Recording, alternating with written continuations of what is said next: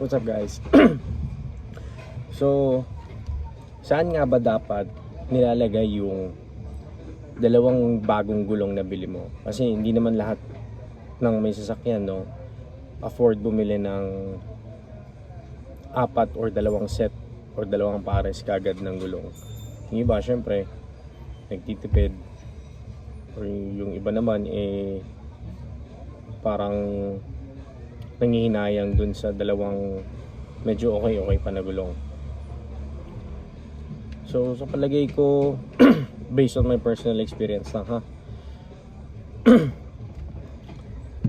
mas okay siguro kung ilalagay yung dalawang bagong bili mong gulong sa likod. So ba't nga ba natin pinag-uusapan tong ganito? Kasi may recently minabasa ko, kasi kasali ako sa group ng iba't ibang basta iba't ibang car brands. Hindi lang Nissan, hindi lang Mazda, Toyota, basta iba't ibang car groups kasali ako. Kasi syempre minsan may mga piyesa na doon ka lang makakabili, or di naman kaya yung nagpo-post ng mga katay na okay pa, ganun. At tingin ko mas okay kung bibili ka ng dalawang gulong, lalo naman, 'di ba? Kung ako kasi personally, wala naman akong pambili ng dalawang pares or dalawang pair kagad ng gulong. Minsan nga iba, isa-isa pa nila binibili 'yun. So based on my personal experience, nakapagpalit ako ng gulong, nilagay ko 'yon sa harap ko, nilagay 'yon kasi bago pa yung dalawang gulong ko sa likuran. Kasi nung nakabili ako ng Nissan V12 before, nung college ako, nakabili ako noon bago pa yung dalawang gulong sa likod. Tapos pinapalitan ng father ko ng ng isang set ng Westlake yung harapan. Pero sa tingin ko mas okay kung ilalagay mo siya sa likod. Tapos yung luma mo na isa galing sa likod, ilagay mo naman sa harapan mo. Bakit? Kasi if ever man na masabugan ka ng gulong sa harapan,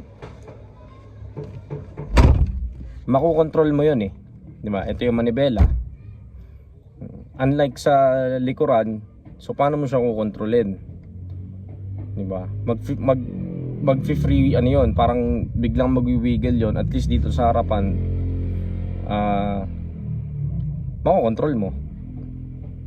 Yun lang naman ay yun lang ay based sa aking or opinion ko lang yun. Iba-iba tayo ng opinion, syempre. So tingin ko mas okay sa harap, iba naman tingin nila mas okay sa likod. Kanya-kanya naman yan eh.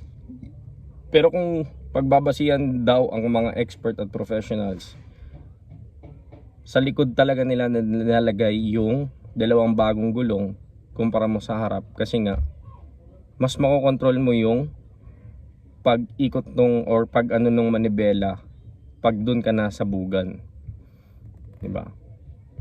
Pero wag naman sanang umabot sa ganun. So yun lang, feeling ko may kanya-kanya tayong opinion, may kanya-kanya tayong perspective sa mga ganyang bagay.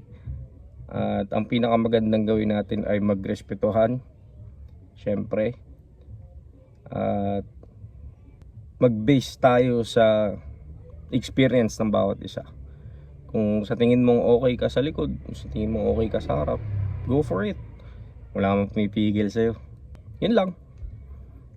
Nag-share lang ako ng opinion ko kasi dami kong nababasa rin, iba't ibang car groups.